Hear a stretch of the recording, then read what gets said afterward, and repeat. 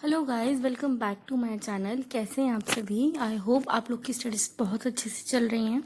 देखिए, आज मैं आपको ना क्लियरली बताने वाली हूँ, क्योंकि मुझे मेल्स आ रहे हैं, कमेंट सेक्शन में पूछा जा रहा है कि मैम आप प्लीज़ क्लियरली बता दो कि वैलिड है कि नहीं है, इसके वैलिडेशन पे क्या डिसीजन है। ठीक है, तो आज की इस वीडियो में ना मैं आपको क्लियर कट बताने वाली हूँ कि AMI 2013 के बाद या पहले वैलिड है कि नहीं है। ठीक है, इन केस आपको कोई कन्फ्यूजन हो तो आप मुझे फर्दर मेल या फिर कमेंट सेक्शन में पूछ सकते हैं। So let's begin. देखिए, ये तो हम सबको पता है कि जो AMI है वो 100 ईयर से भी ज्यादा के का एक इंस्टीट्यूट है। ठीक है ना, और बहुत ही ज्यादा many engineers graduate from the AMI। बहुत सारे इंजीनियर्स हैं जो ग्रेजुएट हुए हैं इससे, और बहुत बहुत अच्छी अच्छी कंपनीज में उन्हें जॉब भी मिली है। ये भी माना गया है कि टफ भी है। टफ होने के कारण उससे क्या होता है, इसकी मान्यता ज्यादा बढ़ जाती है। ठीक है, AMI फर्स्ट चॉइस होती है अगर आप किसी भी इंटरव्यू में जाते हो, यानी कि अगर आप इंटरव्यू में बैठ रहे हो तो AMI वाले को ज्यादा चूज किया जाता है, क्योंकि जो इसका बीटेक का कॉन्सेप्ट है ना, ये कुछ सिलेबस इस तरह का बनाते हैं कि उसमें एक ही सब्जेक्ट में कंबाइन कर देते हैं और बहुत ही ज्यादा टफ हो जाता है। मतलब कि AMI के एग्जाम्स को क्लियर करने के लिए आपको डीप नॉलेज होनी चाहिए, जब भी आप कर सकते हो। मतलब आपको डीपली हर चीज के बारे में पढ़ना पड़ता है, इतने सारे सब टॉपिक्स होते हैं, इतना वाइड सिलेबस हो जाता है कि आपको हर चीज की, छोटे से छोटी चीज की नॉलेज होनी चाहिए, जब भी आप इनके जो एग्जाम्स है ना, वो 12 एग्जाम्स क्लियर कर सकते हो।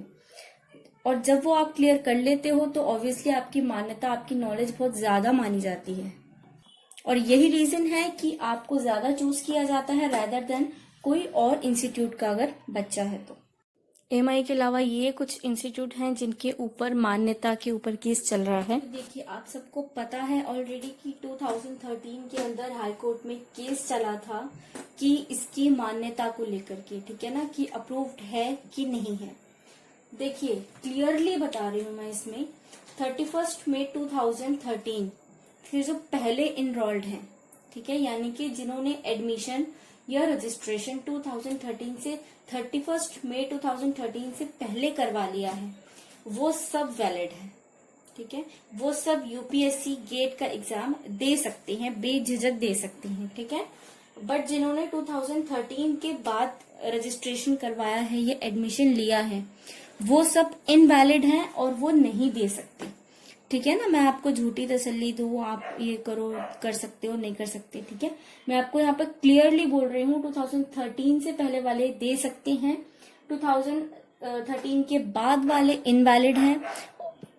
देखिए, ये तो मैंने आपको क्लियरली बता दिया कि 2013 से पहले वाले वैलिड हैं UPSC और गेट के लिए, और जो इनवैलिड है 2013 के बाद वाले, वो अप्लाई नहीं कर सकते हैं, उनको रिजेक्ट कर दिया जाएगा। ठीक है, तो अब मैं आपसे बात कर रही हूँ इस वाले पार्ट के बारे में जो इनवैलिड है।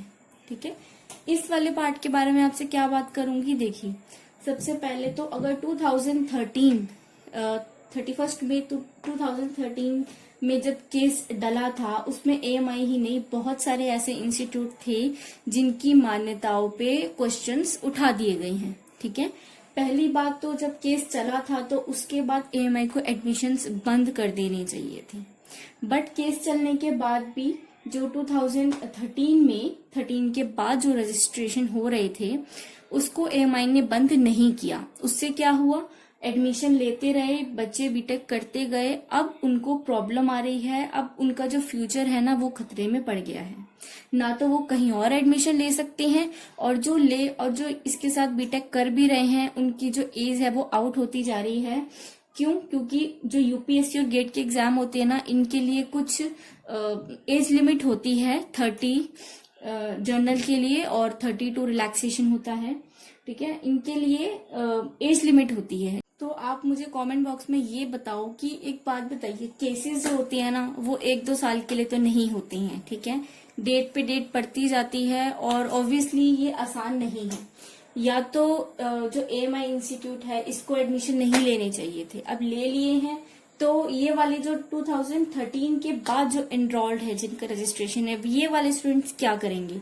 ना तो ये कहीं और जा सकते हैं, ना ही इसमें से पूरा कर सकते हैं, और कर भी रहे हैं पूरी, तो अगर इसको इनवैलिड बता दिया तो फिर क्या होगा?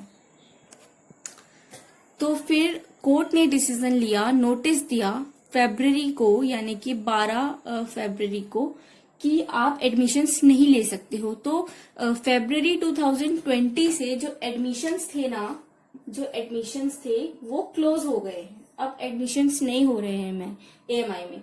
बट ये वाले जो स्टूडेंट्स है ना, आफ्टर 2013 वाले, अब ये वाले स्टूडेंट्स क्या करेंगे?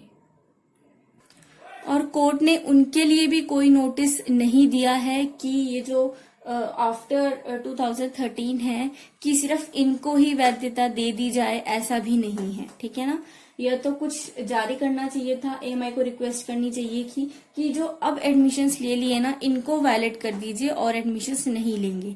बट ऐसा कुछ भी नहीं है। अगर एक नोटिस भी जारी हो गया होता कि जो एडमिशन है ना ये वैलिड है, ठीक है, जो ले लिए हैं एडमिशन ये वाले वैलिड हैं, ये फिर हो सकते हैं, तब भी कुछ हो सकता था। बट अब कुछ भी नहीं हो सकता। ऐसा कोई नोटिस जारी नहीं किया है कि आपको वैलिडेशन का सर्टिफिकेट मिल जाए, ठीक है ना। तो ऑब्वियसली ये इनवैलिड मानी जाएगी, और जब तक इनवैलिड मानी जाएगी, जब तक कोई डिसीजन नहीं आता, तो फिर वेट करना पड़ेगा डिसीजन का।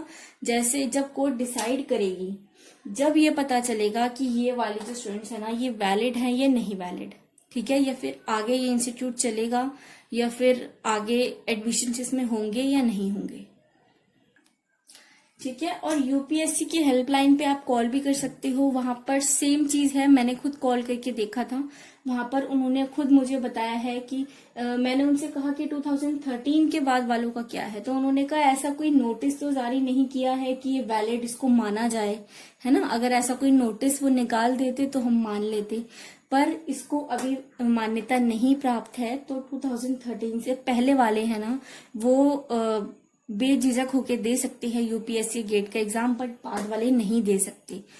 ये बहुत ही दुख की खबर है। देखिए ये वाले जो बच्चे हैं ना जो 2013 के एनरोल्ड है, इसके बाद इनका जो फ्यूचर है ना थोड़ा खतरे में है, क्योंकि वो यूपीएससी सिविल सर्विसेज तो भर ही नहीं पाएंगे, क्योंकि केस इतने लंबे चलते हैं। तो इन्हें जल्दी से डिसीजन दे देना चाहिए, या फिर इस वाले पार्ट के लिए ना पर्टिकुलर कोई डिसीजन होना चाहिए, ठीक है। इस चीज के लिए ना हम सबको एक होना पड़ेगा, क्योंकि कुछ बच्चों का फ्यूचर बहुत ज्यादा खतरे में है। एक तो एज लिमिट आउट हो रही है, ऊपर से वैलिडेशन का वो है कि अगर कर भी लिया, अगर इन्होंने इनवैलिड कर दिया एएमआई को और कर भी लिया, तो उस चीज का क्या फायदा?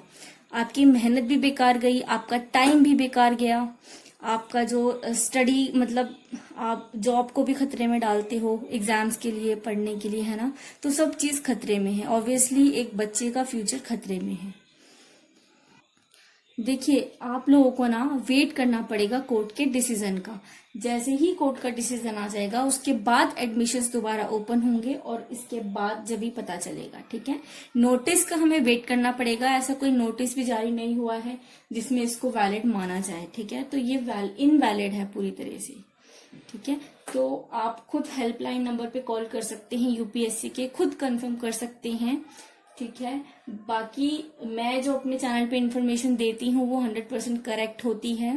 आप कहीं से भी मैच कर लीजिए, मैं अपने चैनल पे झूठी इन्फॉर्मेशन कभी भी नहीं दूंगी, क्योंकि मुझे पता है आप मुझ पर ट्रस्ट करते हो, ठीक है, फेथ करते हो, इसीलिए ही मैं इंकरेज होती हूँ वीडियोस डालने के लिए, ठीक है। तो आई होप आप लोगों को अपना जो इसका जो सार है ना वो मिल गया होगा कि वैलिड है कि नहीं। बहुत सारे कंफ्यूजन्स होती हैं, कई लोग मैसेज करते हैं, मेल्स करते हैं, कमेंट्स करते हैं कि मैम आप क्लियरली बता दो, ठीक है। तो आज की इस वीडियो में ना मैंने आपको क्लियरली बता दिया है कि 2013 से पहले वाले वैलिड हैं और 2013 के बाद वाले वैलिड नहीं हैं, ठीक है। बट इससे पहले जो मैंने एक वीडियो बनाई थी उसमें मैंने आपको बताया था कि एएमआई वैलिड है, वो मैंने 2013 से आगे या पीछे वाली वैलिड का नहीं कहा था। मैंने इसमें बताया था जो एएमआई है ना वो पूरी तरीके से वैलिड है यूपीएससी के लिए, ठीक है। जो एएमआई केस चलने से पहले की बात कर रही थी मैं, जब इस पे केस नहीं था तो एएमआई की जो एएमआई या फिर एएमआई के जो स्टूडेंट्स है ना वो आईईएस, ठीक है, या फिर गेट, ठीक है, यूपीएससी, ये सब आईएएस ये सब दे सकते हैं। ठीक है, उस पर क्लियरली नोट लिखा होता है, मैंने आपको दिखाया भी था कि एएमआई के स्टूडेंट्स भी दे सकते हैं। उसमें लिखा हुआ था कि सेक्शन ए और बी क्लियर होना चाहिए। ठीक है, बट अब थोड़ी सी सिचुएशन थोड़ी सी खराब हो गई है, क्योंकि इस पे केस चल रहा है, तो इन वाले बच्चों का जो फ्यूचर है ना बहुत ज्यादा खतरे में है। तो मैं कह रही थी इसके लिए ना आप सबको एक होना पड़ेगा। अगर आप एक नहीं होगे ना, या आवाज नहीं उठाओगे, तो जो केस है ना वो तो 10 साल 20 साल आपको क्या पता कब तक चलते हैं, बहुत सारे पेंडिंग में जाते हैं केस। ठीक है ना, तो इसके लिए तो इन बच्चों के लिए तो आवाज उठानी ही चाहिए और उठानी पड़ेगी। नहीं करेंगे तो ये वाले बच्चे इस कैटेगरी में करीब लाखों बच्चों से भी ज्यादा आते हैं इनवैलिड में, जिन्होंने बाद में एडमिशन लिया है। ठीक है, तो इनको नहीं लेना, जो एएमआई है उनको केस डलने के बाद एडमिशन इनको नहीं देना चाहिए था। उससे इन बच्चों का फ्यूचर है ना वो बहुत ज्यादा खतरे में आ चुका है। तो मुझे कमेंट सेक्शन में जरूर बताइएगा आप क्या सोचते हैं मेरे आज के इस वीडियो के बारे में।